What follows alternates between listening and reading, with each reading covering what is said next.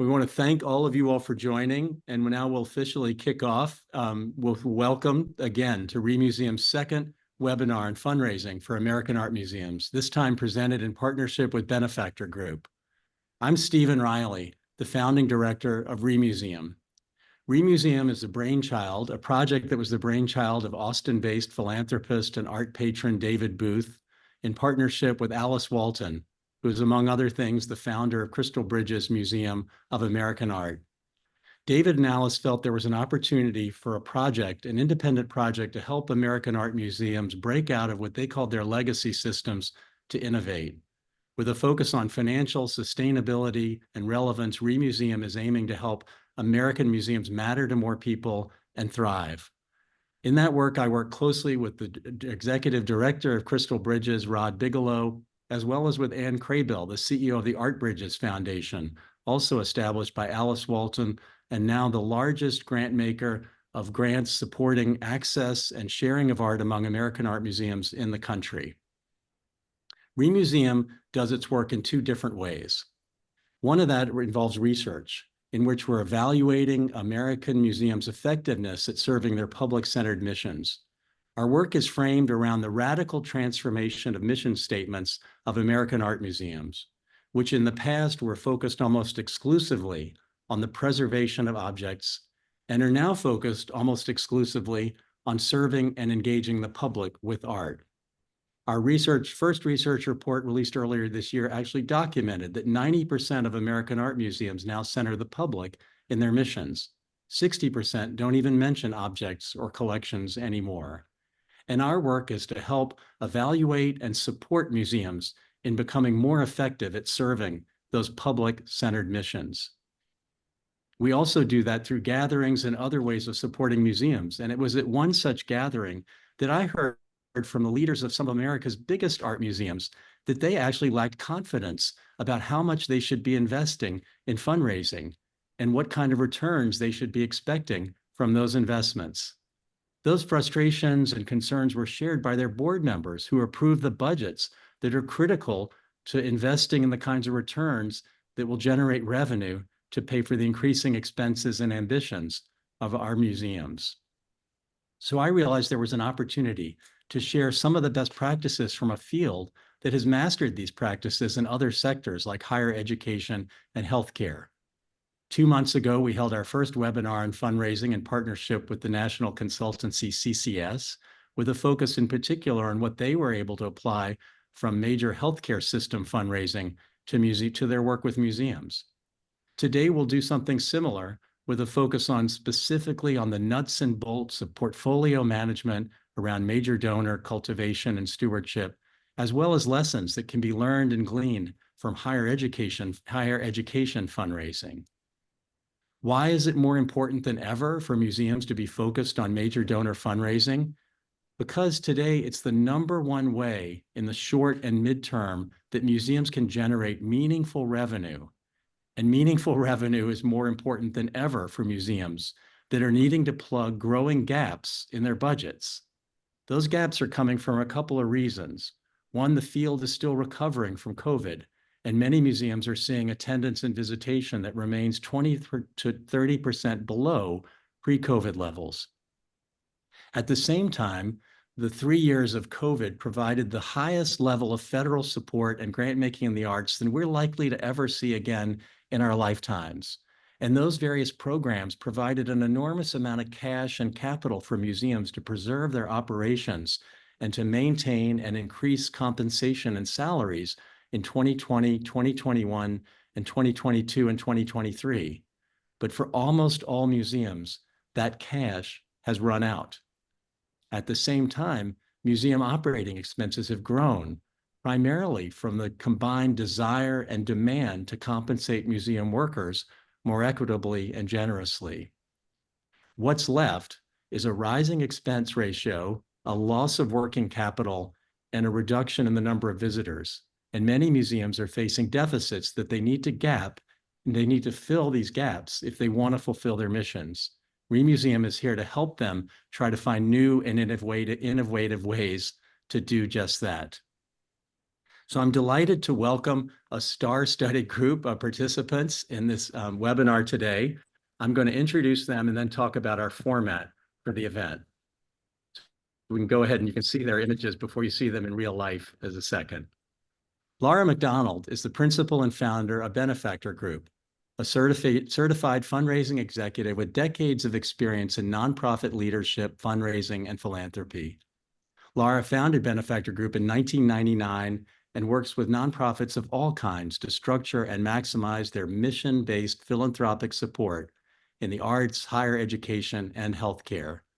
Laura is the author of a forthcoming book called The Endowment Handbook, which will be published in October. I should also share that Laura and Benefactor Group worked with me when I was director of the Speed Museum in Louisville, Kentucky, and needed to figure out how to structure and build the infrastructure needed to support a dramatic increase in operating revenue that we needed to fund the operations of a new building and an ambitious new mission. Abby Hsu, who's now Laura's colleague at Benefactor Group, joined me in that work, and I can report that their plan, which we followed almost to a T, was remarkably successful and taught me a lot about how much investing needs to happen to support the operating dollars that American museums need today. Laura is joined by a colleague and friend from Ohio, Bruce Loessin. Bruce is the Chief Philanthropy Officer at the Cleveland Museum of Art, which he joined in 2022 as an established leader in philanthropy, both in higher education and healthcare. Bruce led fundraising at Case Western Reserve, which included the most successful campaign in the university's history, raising more than $1.8 billion in gifts and pledges. And before that, he served as a senior vice president and chair for institutional relations and development at the Cleveland Clinic Foundation. Third, and really critically representing a board perspective on all of these questions, is Pete Scantland. Pete is the CEO of Orange Barrel Media, an innovative digital outdoor advertising company that happens also to be working with a number of arts and cultural organizations to give them new ways to generate both relevance and revenue for their missions. Pete is an important collector of contemporary art, recognized as a top 200 collector in art in America, and a museum board president and trustee across the country. He serves as board president of the Columbus Museum of Art, which he and his family have also supported with impressive gifts and loans from their collection, and as a trustee of the boards of Museum of Contemporary Art, MoCA, LA, and the Wexner Center Foundation. Our format today is that Laura's going to share some learning from her own work at Benefactor Group, and then join with Bruce Loessin in conversation. After that, Pete and I are going to talk about how boards think about investing in the infrastructure and supporting the important investments required, and how they think about the returns to generate from major donor fundraising. And then we're going to leave as much time as we can for Q&A, because we're here to serve you all from the more than 100 museums that have signed up for this webinar to help you find more revenue for your museum's missions to thrive. So Laura, take it away. Thank you. Great. Thank you, Stephen. And I'm delighted to be with everyone here today as well, including three old friends. What I'd like to do is follow up on Stephen's great introduction and, really beg the question, why focus on individual donors? So, and Evan, I'm not seeing the slides, but if we're on the first slide, that's great. So why focus on individual donors? I think that Stephen has given a compelling rationale for that. In addition, I would say that if on the next slide, we really look at the sources of charitable giving in America, and most of you have seen this pie chart, and you see that individuals continue to contribute the most money in charitable dollars. So back in 2023, a total of $577 billion given to nonprofit organizations. We can talk another time about how to increase the slice of that pie that is coming to arts, culture, and humanities, but we know that it's coming largely from individuals. And if you advance once more, Evan, what you will see is that it's not only that 67% in the pie chart that comes from individual donors. After all, bequests are coming from individuals making decisions about what will happen to their money after their lifetime. And about half of the money that comes out of foundations is coming from closely held family foundations or donor advised funds, individuals making decisions about what used to be their own money. And so that we know is the great opportunity for most organizations to maximize contributed revenue. We do know, though, that as compared to the turn of this century, when more people participated in charitable giving than voted, which wasn't a great data point for civic participation, but what we've seen is that participation in charitable giving has declined ever since then. And so now only about 50% of American households make a charitable gift every year, which means that but we've seen growth almost every year. So my colleague, Una Osili, with whom I work on the Giving USA report, quips, dollars up, donors down. So we're seeing more and more concentration amongst those donors who have the greatest capacity to give. I would say a couple of things. One is institutions need to continue to nurture those who are just beginning their giving journey. And I don't know, Pete, if you're going to talk about that at all, in order to be worthy of receiving those major gifts, but really to solve today's and tomorrow's financial crises, if you're having one, or to fill the gaps and take advantage of opportunities, it's likely going to be major gifts from individual donors. So if we look on the next slide at a simple illustration of what a typical museum, this is representative of many of the museums that we've worked with, where you will see that members, let's say they have 5,000 donors and members who are providing something in the neighborhood of $10 million in annual contributed revenue. What we're seeing is that the great majority of those are in membership in the broad base. Let's say in this case, we've got, I believe, 85% are everyday donors. They're important for a whole lot of reasons. Their average gift might be $118. That was the average gift to Giving Tuesday last year. So I think that's a pretty good barometer of broad-based giving. And in all, those 4,250 households provide somewhere around $500,000. And typically, one staff member can manage 4,000 members. So there you've got that sort of one-to-many model. And then you've got some number of what you might call middle donors. For a lot of museums we work with, those might be donors who have joined a director's circle or photography society, some sort of an affinity group. Now they're giving more. A lot of the institutions we work with, that might start as low as $1,000, as it does in this model, but more likely at something like 5,000 or 10,000. You need to analyze your own database to figure out where your middle giving lies. And if you haven't, you should see the good reports that have been done on the missing middle. And this is actually someplace where we take a page out of the book of museums, because we've seen that museums have been successful in reaching that group through affinity groups like photography or contemporary or what have you. But now you see that it's just 3% of all of the donors, 150 major donors, making an average gift of just over $50,000 a year, who are representing 85% of the revenue. So it's not the 80-20 rule anymore. Sometimes it's the 3% are providing 85% of that revenue. And so those are the donors that we're going to be talking about largely today, the ones that really require focused attention. And by the way, if your museum is not giving them focused attention, I can guarantee their alma mater is.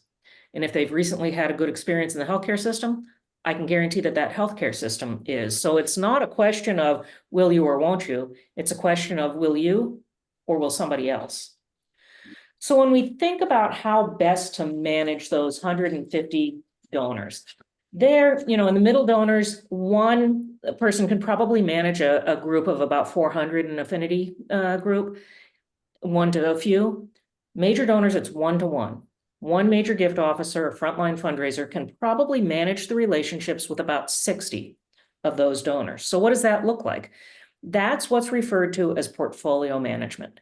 And so if we take that very literally, what we will see is that the typical gift officer might have in their portfolio somewhere in the neighborhood of 30 to 50 donors who made a gift that qualified as a major gift last year. So those are the folks that they're going to be expected to visit with at least quarterly, to talk to about a gift, certainly continuation of their annual support, possibly a special gift for an exhibition or a campaign.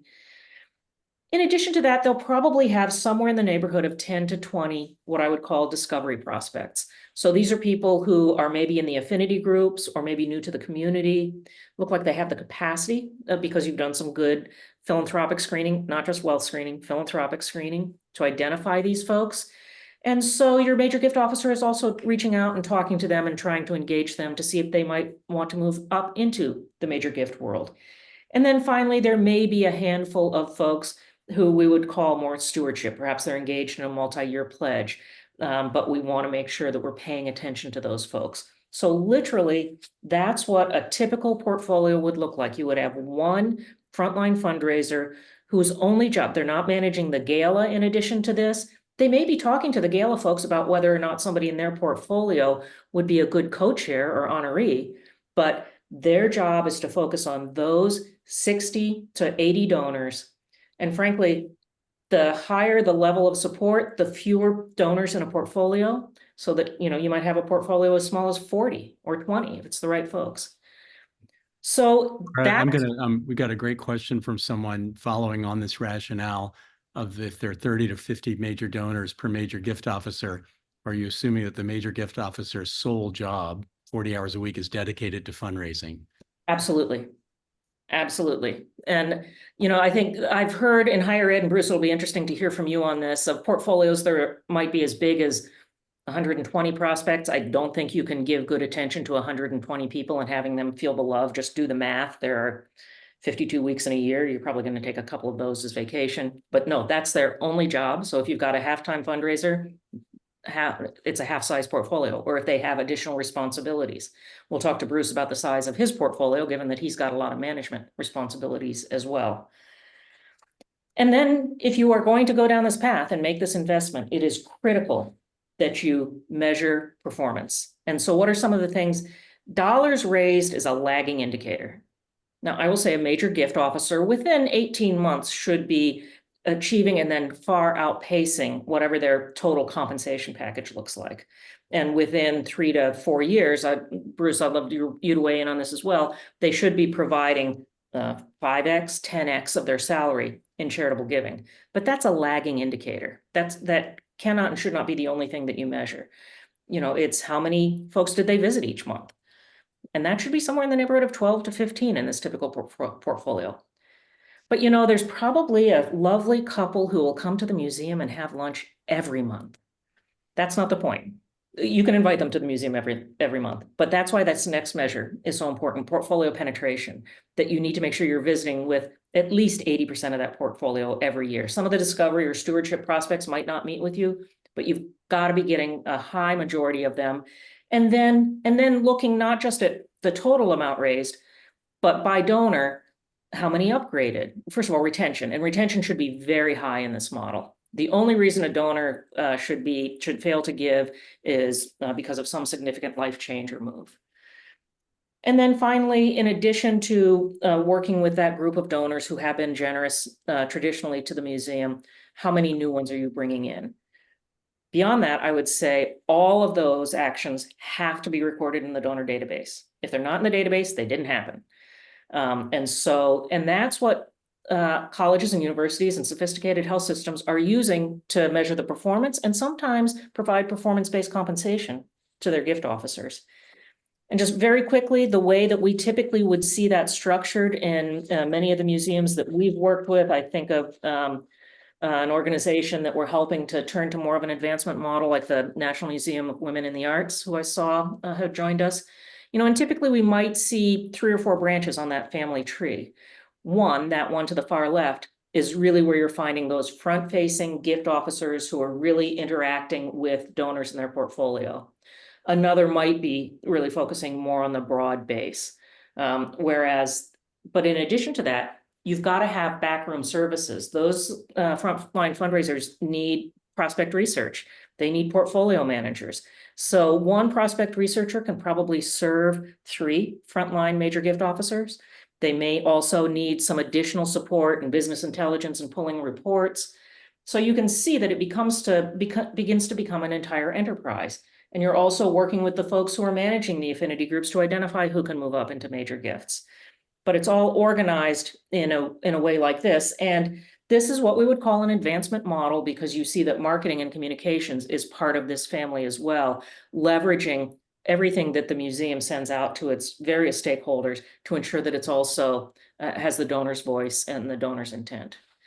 So as we think about that, and this is where I really like to bring Bruce in, the first question is, going about adopting a major donor program. And Bruce, I know that you joined the Cleveland Museum of Art just after we had done a campaign planning study.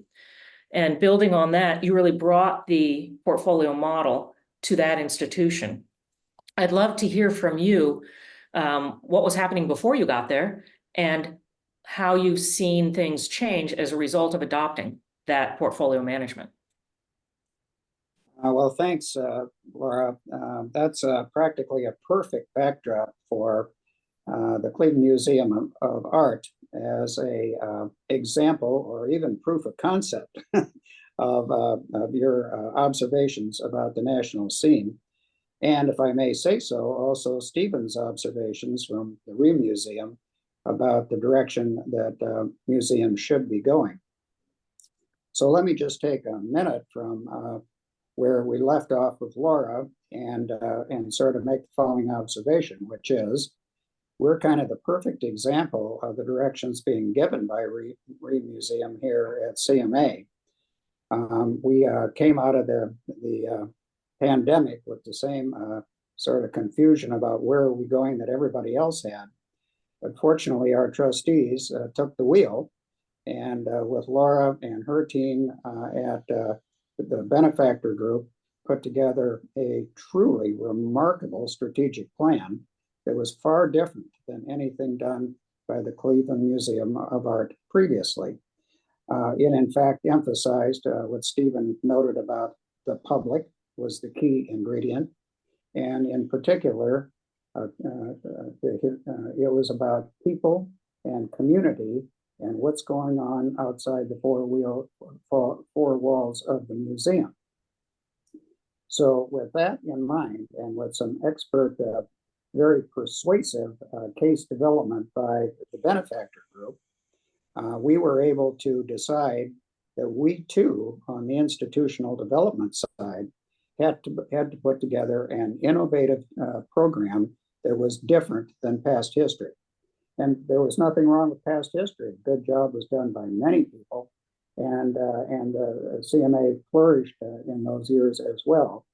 But as we were just talking about, it was a little more what you might call a public affairs approach, and that it was a little more general and a little more spread out over a period of time and years and activities than we are now, because what we did is exactly what the theme of this seminar is.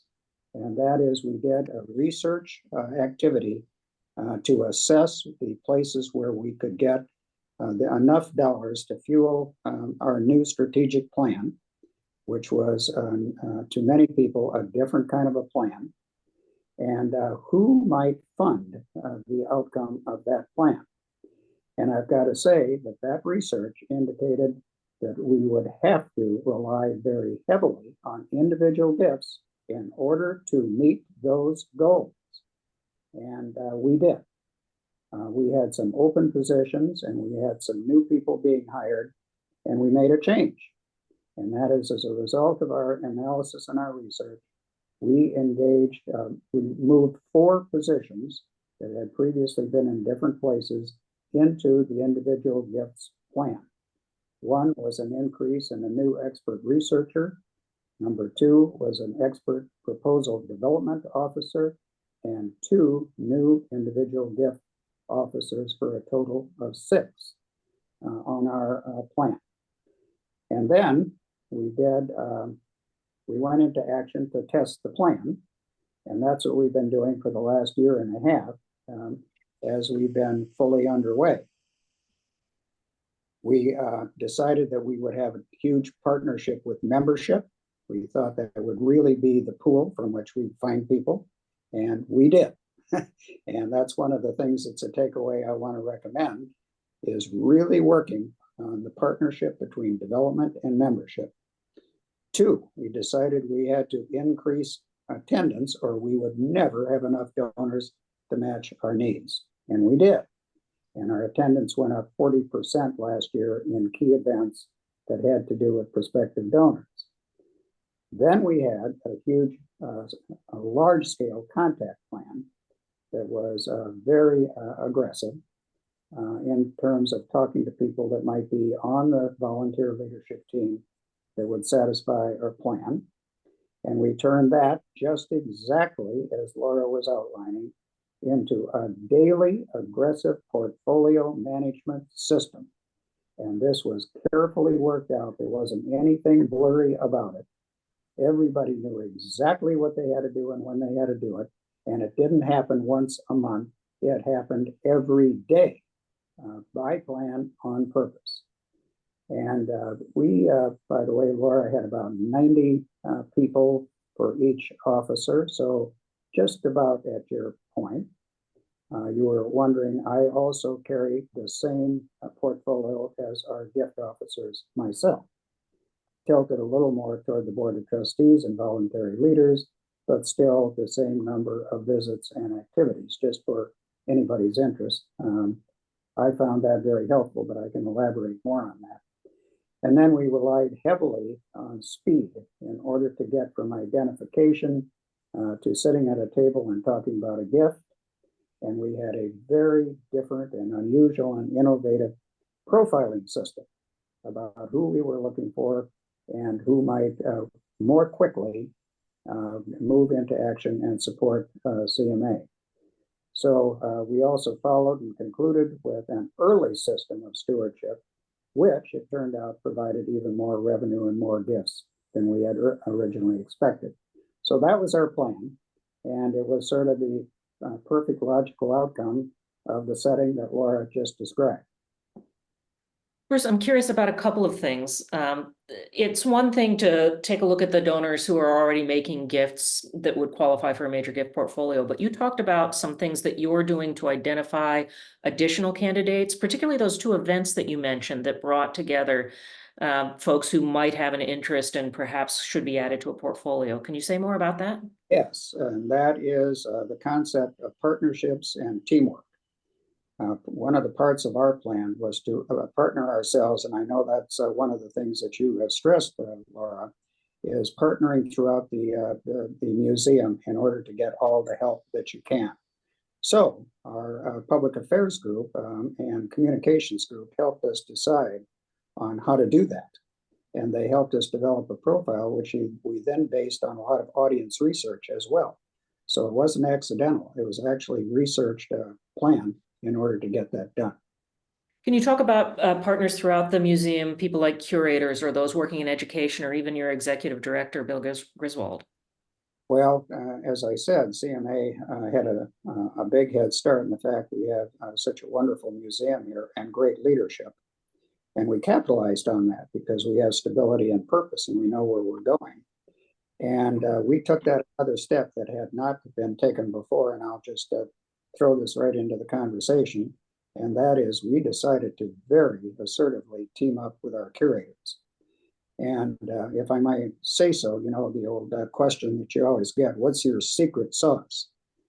That's our secret sauce. Our partnership with our curators just had amazing impact on our donors. It gave us more credibility. It gave us more partners. It gave us better planning and better proposals. Everything about it worked. And I know throughout the museum world, there's sometimes concern about making those partnerships because curators have very special needs that they want to have filled in whatever their area of expertise is. How did you ensure that that was an effective partnership and that was really serving all of the needs of the museum? Well, we anticipated it. And that might be where my background in higher education helped, because I'm pretty used to dealing with faculty, and I actually was one. So I had a pretty good idea what some of the thoughts would be. We saw that coming and we addressed it right away. And we all had rules together about the territory we'd be careful about. And they learned a lot and found it very interesting, the kind of work we do. So we added something to from their knowledge, and they, I think, added something from ours. And the two things put together were a 1 + 1 = 2. Good, or maybe even 3. Maybe 3 in this case, yeah. And I think we both know from our work in higher education that what we're seeing more and more is that deans and other academic leaders or campus leaders are now having fundraising responsibilities integrated into their job descriptions and their performance management plans. I don't know that we're going to get there in the museum world real soon, but one of the reasons that I think it's adopted in that world is that if a dean or a provost aspires to be a president, they know that fundraising acumen is going to be part of their pathway to success. It's going to become more and more a part of the process of determining who your next leader is going to be. I suspect we're going to see that in the art museum world as well. Before we turn it over to Stephen and Pete, I wonder if, as a bridge, you might just talk a little bit about the role that your board and other volunteers play in implementing this plan. Well, they a big part, because we determined early that we had to demonstrate leadership to our donors, and in fact to our to us working in the offices, and we got it. Our trustees just jumped into action upon being asked and took a leadership role, and in fact helped come up with a lot of the ideas we just talked about. The result of that is they felt very invested, and so we've had historic giving on the part of our trustees for this particular strategic plan initiative.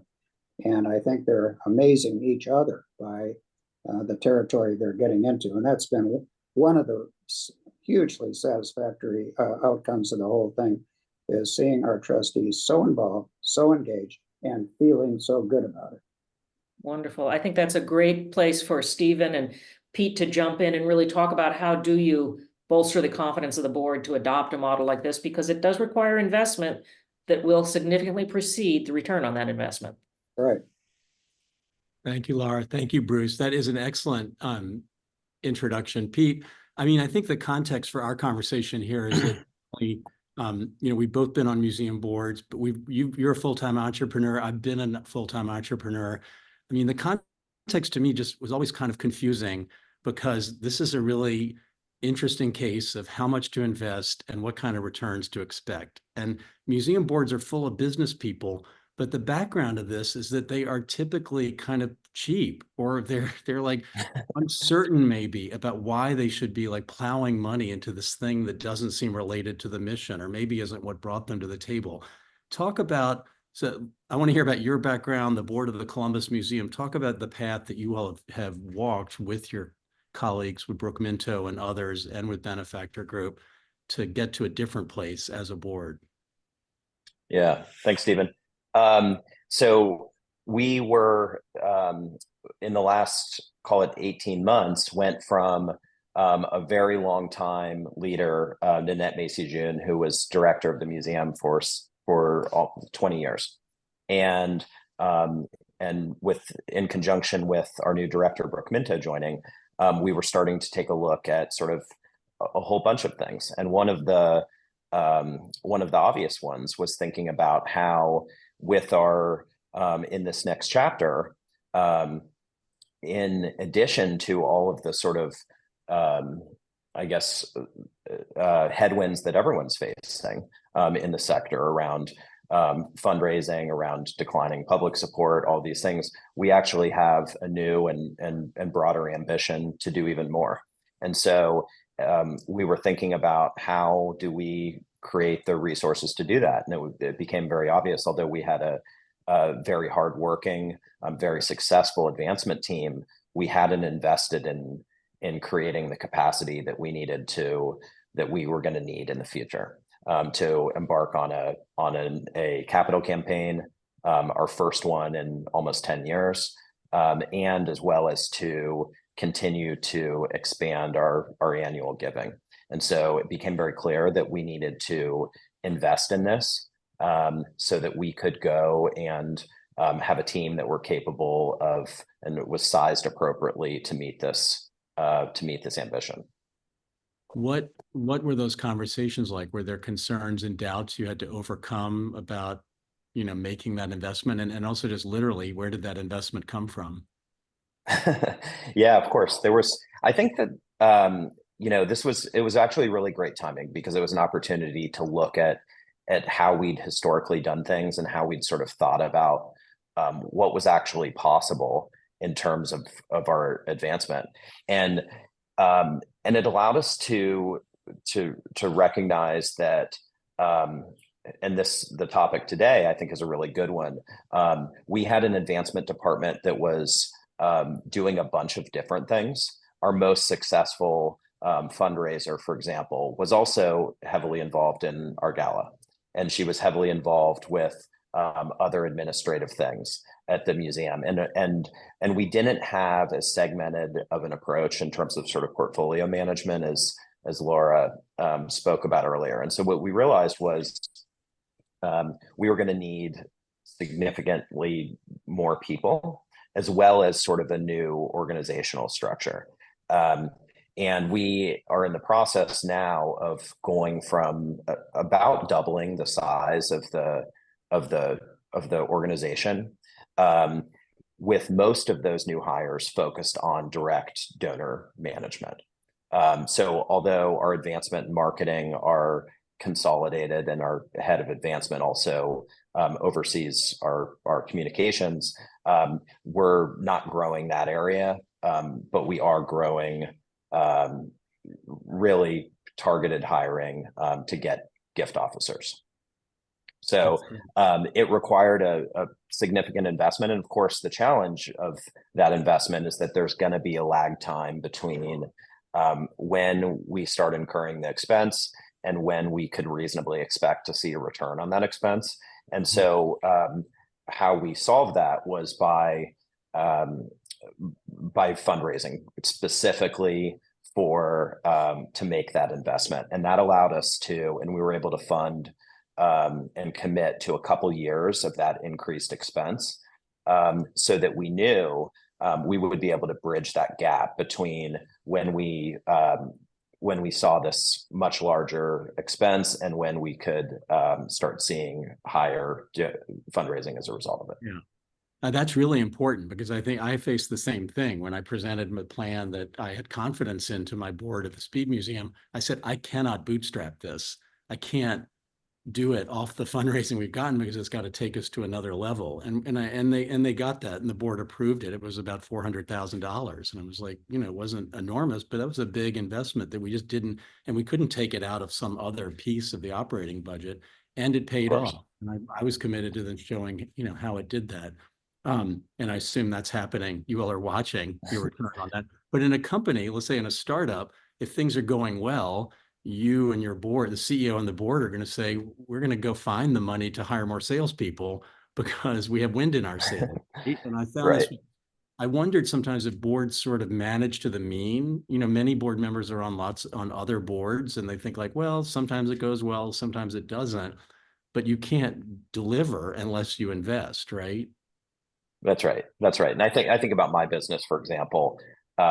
Every year we're significant as our company grows. We're hiring significantly more salespeople.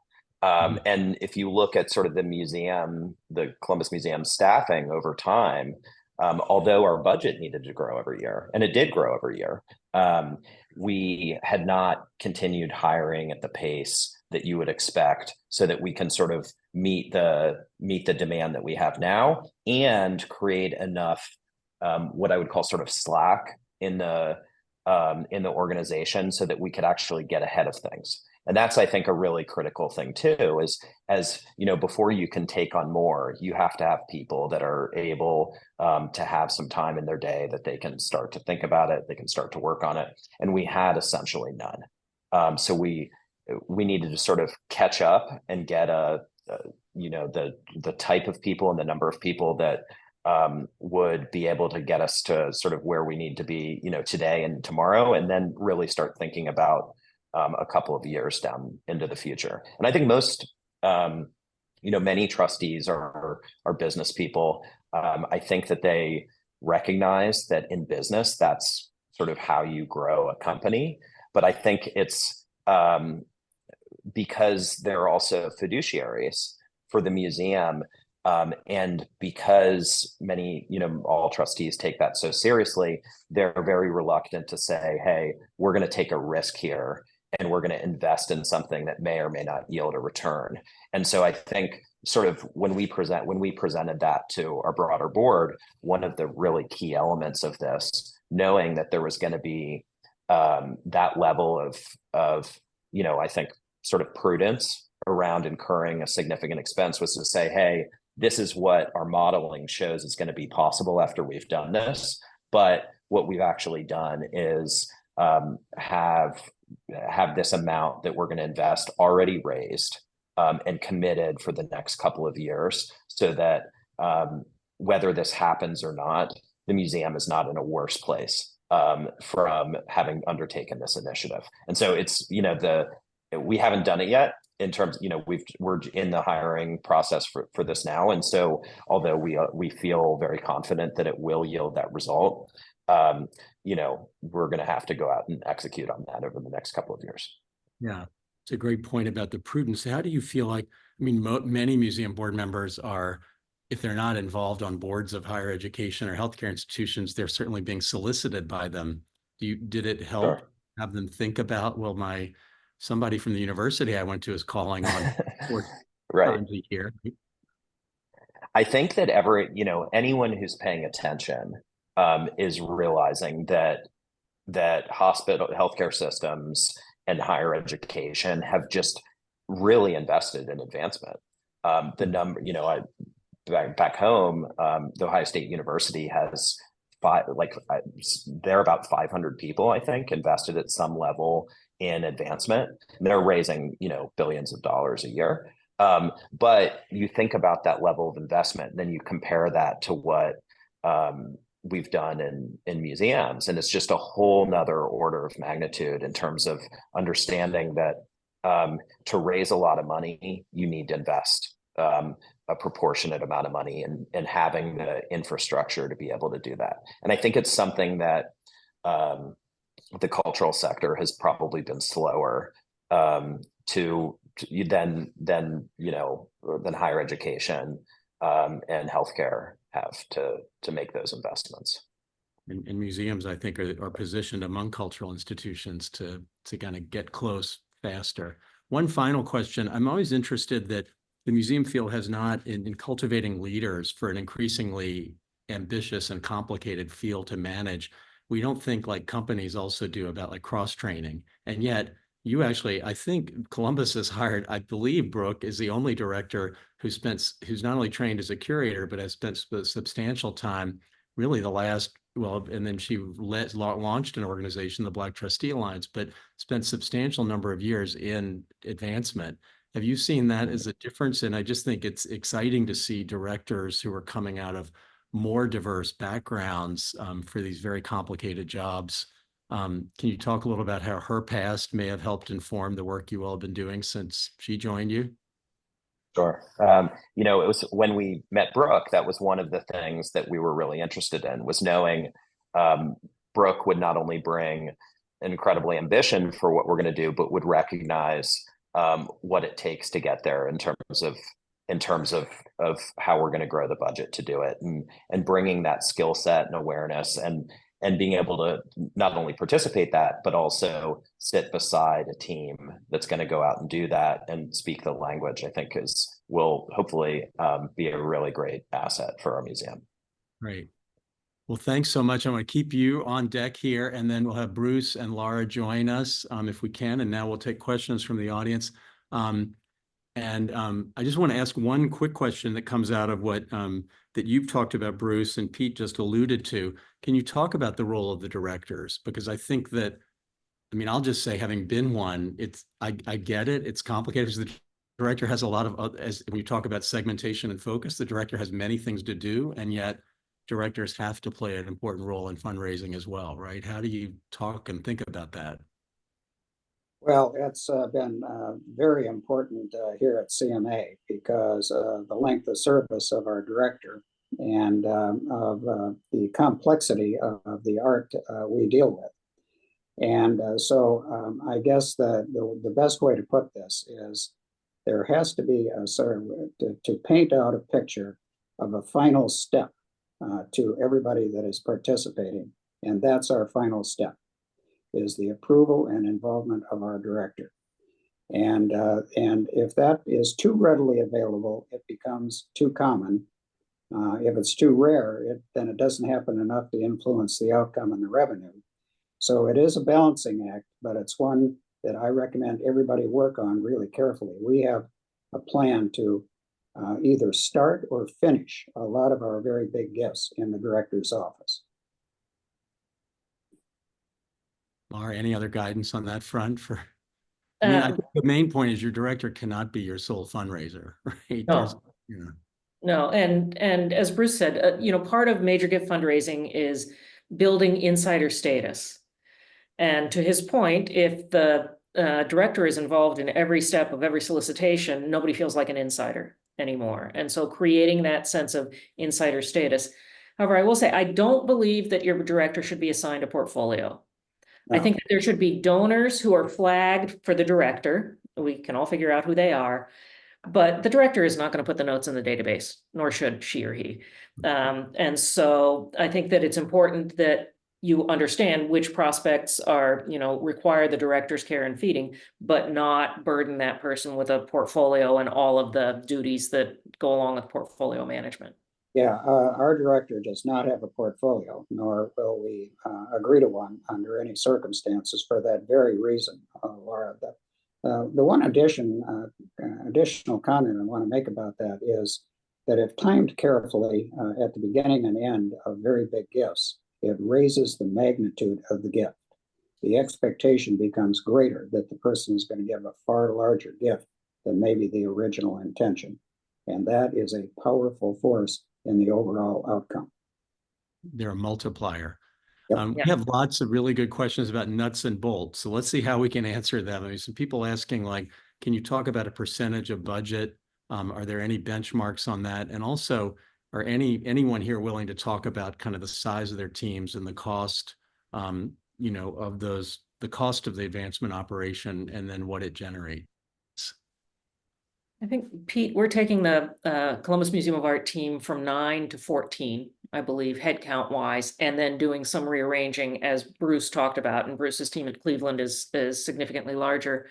I think that when you look at a mature development operation, you know, there are lots of ways that you can fudge these numbers, but you should be getting somewhere in the neighborhood of $3.50 to $4 or $5 for every dollar you're investing in that system. Now, you know, as we've all pointed out, it's not going to happen in the first year, maybe even 18 months. It might take you a couple of years to get to a break-even point, but then, you know, it's the good old hockey stick business plan. Then it continues to go up. And more importantly, and I think this is part of what bolstered the confidence of the trustees at the Columbus Museum of Art, is that it was also necessary to build a major campaign on top of it. And so, you know, the numbers that I'm sharing are more about sort of steady state annual fundraising with maybe some special projects thrown in. But then if you layer on top of that an 8 or 9 figure campaign, you know, all of a sudden the return on investment is exponential. Right. So there should be rigor. And Bruce, just as a comparison, what's Cleveland's overall budget about? I'm not sure exactly what the statistics are on the overall budget or parts of it because I don't have it in front of me. I can. Okay. Sorry. On it, but we have 23 people in our office, but that includes everything. And we have probably a more important number is we have 11 in the direct individual fundraising area, including the research proposal writer and so on, with 6 people assigned to individual portfolios. So that gives a sort of a personnel connection, and it's very close to Laura's prediction from the model that she showed. Yeah.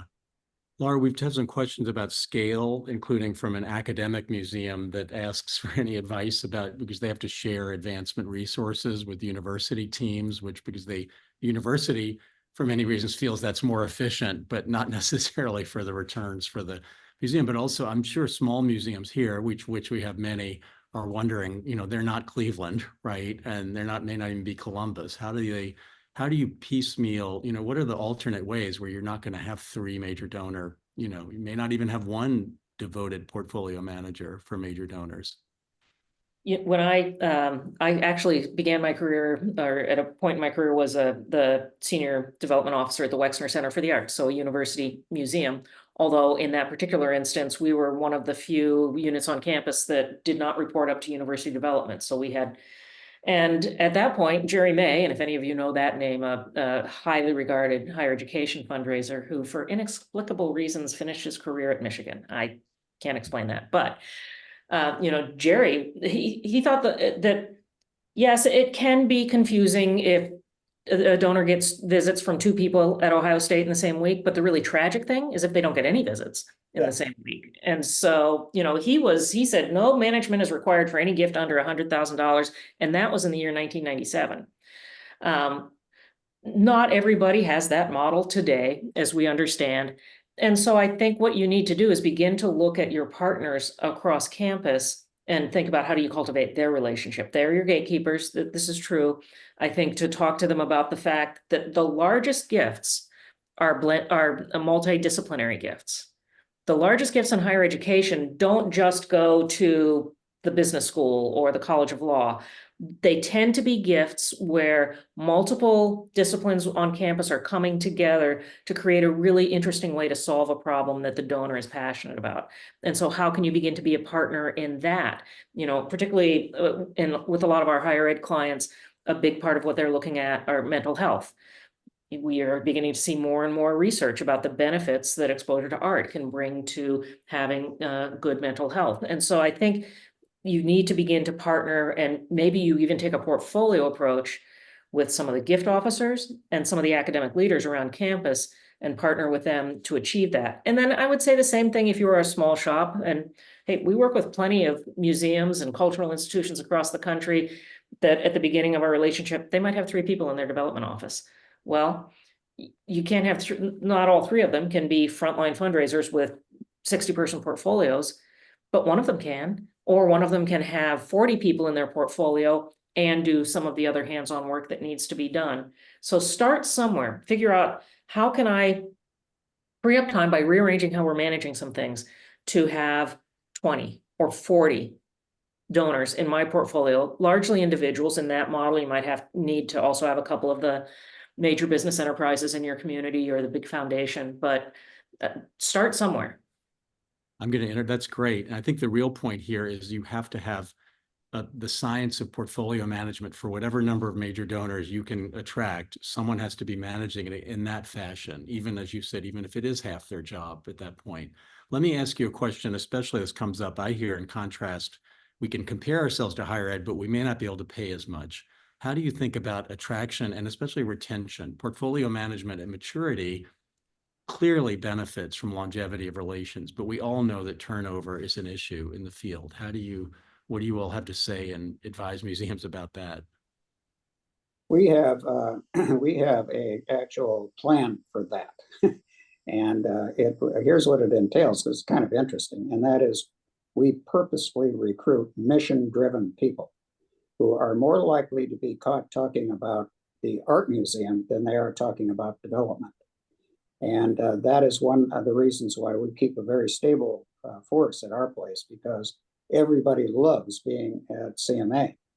They like their field too, and they're interested in all of that. But their highest priority is being around the Cleveland Museum of Art, not daily discussion about development statistics. I think that's right. So lean into mission and culture. And particularly at a smaller institution, these are all skills that can be taught. There's great training out there from a variety of, from the Lilly Family School of Philanthropy to the local AFP chapter to some commercial vendors like Advancement Resources. So these skills can be taught if you find somebody who loves art. The other thing I would do is, look at your compensation. The reality is that for better or worse, oftentimes the folks in the development office are amongst the most highly compensated at a museum. And that is because they can go ply their trade across the street at the university or down the block at the healthcare system. And so that's necessary. You cannot pay a fundraising professional a percentage or a commission, but you can have performance-based comp. You can set goals and say, our target compensation for you is, let's just say $160,000 a year. Now we're going to pay you $120,000 a year in your base comp. That other $40,000, you need to hit some targets in order to achieve it. The other thing I would say is have some sort of retention and longevity bonuses, especially if you're in a campaign. You want to keep the good ones around throughout the campaign. So have that little pot of gold at the end of the rainbow that keeps them focused and around. But mostly, like Bruce said, lean into your wonderful mission.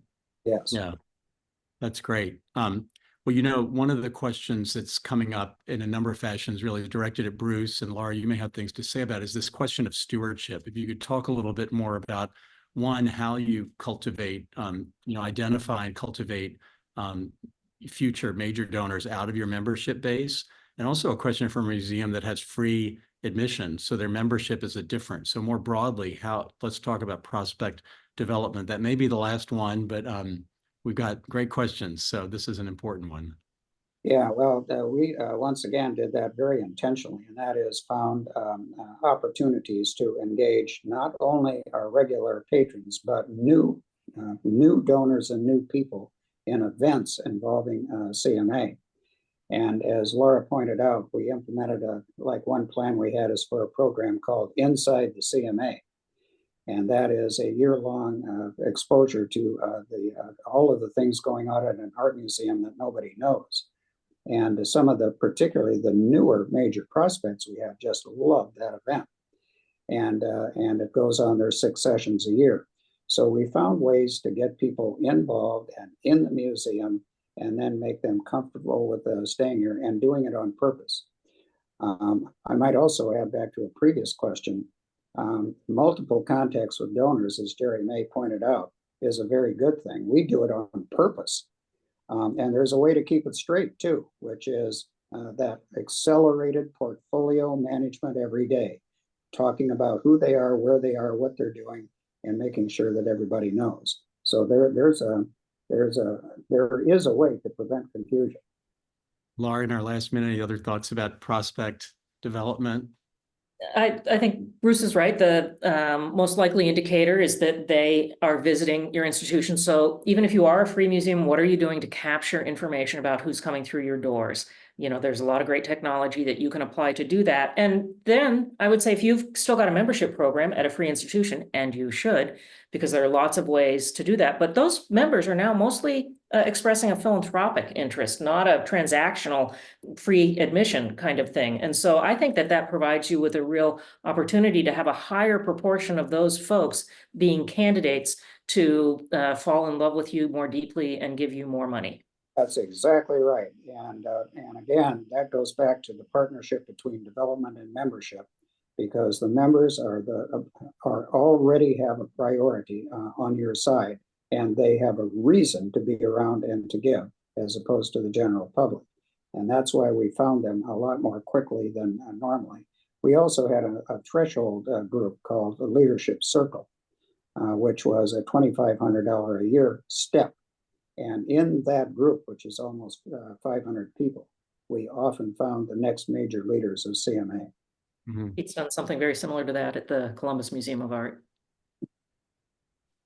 I'm going to squeeze one more in because there's so much interest in the question of cultivating curators as partners in fundraising. Can you say a little more about how, obviously, because I think one of the things curators can represent at times is an institutional preference for actually restricted giving and, a legacy. And Pete, you can talk about this too. We're collectors. We want to see the museum collection grow, but we also always have to understand we can't fund anything without unrestricted operating giving, right? So how do you bring them on team members to understand that primarily we've got to raise those dollars to pay the salaries to have people who are well-trained enough to figure out how to grow a collection and exhibit it and teach people about it before we raise the money to continue adding to it? Well, the way to do that is to listen. And our curators made real clear to us that they needed operating revenue in addition to long-range endowments. And what we taught them is that they suspected that raising funds was a difficult and miserable thing to have to do. And we showed them how much fun it is. And they found out that these donors aren't distant people. They find out they're people just like them who love art. And often we have to sort of, from the development department, force our way back into the conversations, because once we've got the curators and the donors together, they are off and running and provide a fertile opportunity to fund CMA. And I assume you track those encounters as well. I mean, that I think some of this is complicated because any good enterprise has to manage its touch points with its key stakeholders, and that's not always been the way in museum land. Yeah, I think one of the things, I'm sorry, go ahead, Bruce. Go ahead, Pete. Oh, yeah. I think one of the things that's important to always go back to is the reason we're all here, which is around the art. And particularly as a board member, you know, you spend most of your time worried about everything but the art.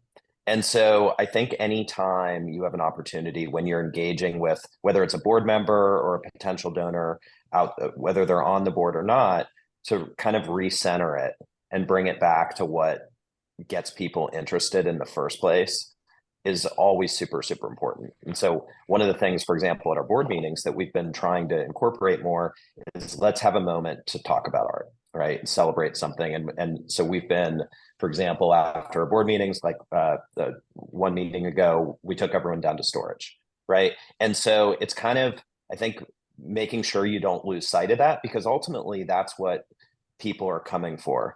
And I think it's important to remember, you know, the joy of being involved in it so that you can get through all the really tough stuff that's really essential to keeping the lights on at your museum. Peter, See, sometimes museum leaders think that business member board members are the ones who don't have the heart for it. So that is a great way to kind of wrap us up, that sometimes even they have the mission, right? The mission is what we always have to keep it front. And I just also want to say 2 points as we close that that really connects to Bruce's point that it was the inside the CMA program that got people engaged. I always found too that donors are so hungry to understand, how does a museum really work? What does it take to make it work? And the great thing about it, by feeding that curiosity, you're also showing them why it's so expensive. And so they understand then, well, we can't do all these things we've just helped share with you. And I'm also going to end with a Remuseum plea on that. I think this is just an argument why more transparency is going to be great for the field, because what needs to understand is without this revenue, we can't fulfill the mission. Without the revenue, we can't pay raises. Without the revenue, we can't reach out into the community and help more people care about what we're doing. And I think we have maybe been a little reluctant to own that sales function because it feels unmission related instead of the essential driver of the mission. And I hope that this gathering, and I'm so grateful to Bruce and Laura and Pete for joining, you know, reminds people that this should be a fun exercise, and it's a business that can be planned and invested in to generate the really meaningful returns that we all want for American museums to thrive and more people to love visual art as much as we do. So I want to thank you all for joining. Remind you quickly, which I should have done it first, we are going to have a follow-up email to all registrants, whether you participated or not, with a link. We'll share a full video of the webinar, and then we'll have contact information for Laura and her colleague, Abby Hsu at Benefactor Group. Feel free to request the deck that they've shared as part of that follow-up. Thank you all for joining. This is obviously, we love talking about it. It's great to be with an audience who love talking, hearing, and asking about it as well. From Remuseum and Columbus and Cleveland and New York and Louisville, Kentucky, and Bentonville, thank you all for joining us. We appreciate it.